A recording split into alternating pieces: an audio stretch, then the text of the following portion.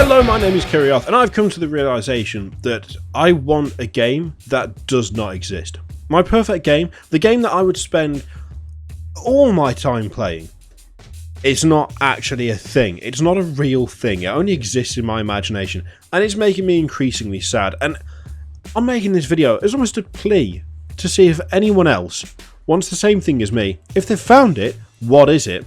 And what do you think it would take to get something like this made? Because of course I'm loaded with cash and would fund game development. That's a lie. So yeah, I installed Elite Dangerous the other day. Because I was like, I want to do some exploration. I've heard good things about the exploration of Elite Dangerous. I want in on that. I want to do some quality spaceship flying, galaxy exploring. I need it. I need it. Loaded it up. Got to grind, haven't you?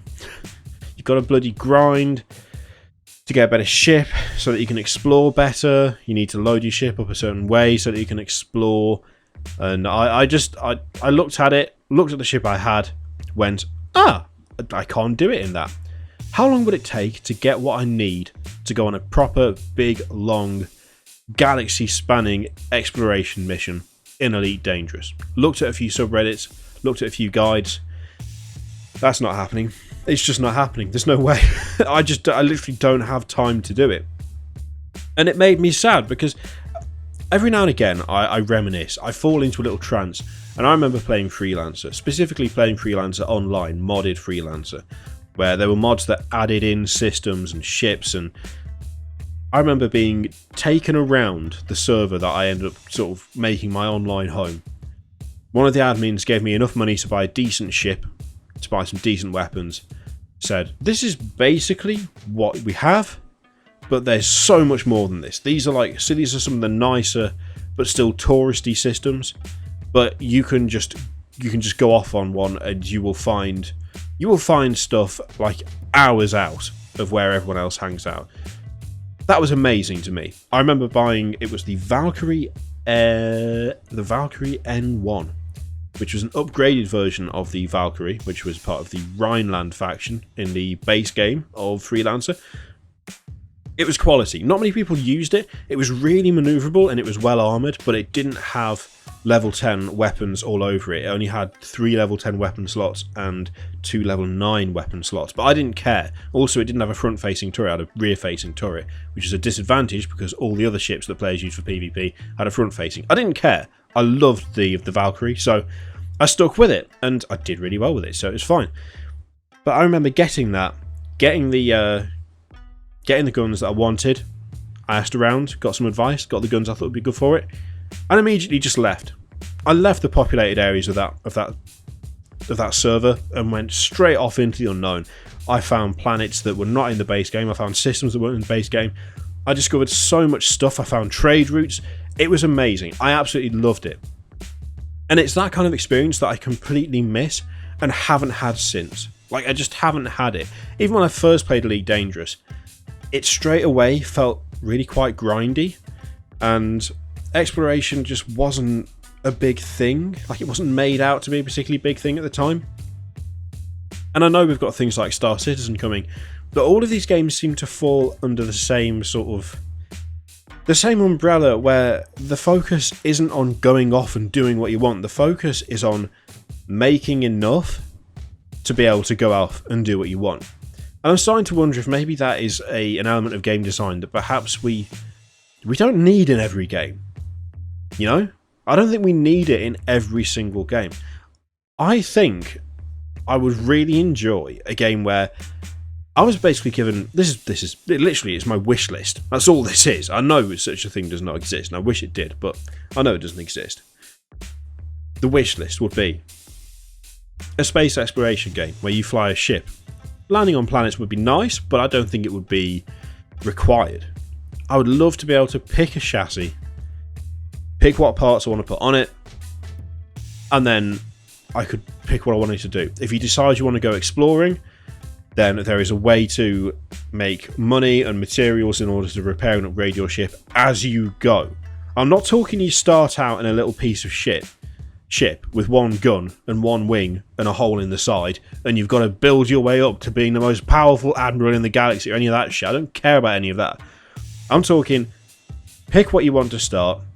It's of decent quality. It can hold its own against pretty much anything else, but it's not exceptional. It's enough. It's enough for you to be able to do exactly what you want at that time. And then if you want to switch it up, if you want to go somewhere else, if you want to do something else, if you want a different ship, you can do that if you earn it. But no game seems to really do that. I can't think of a game where it gives you a decent, like a really decent ship and goes, there, knock yourself out. Look at all of this stuff. Look at what you can do.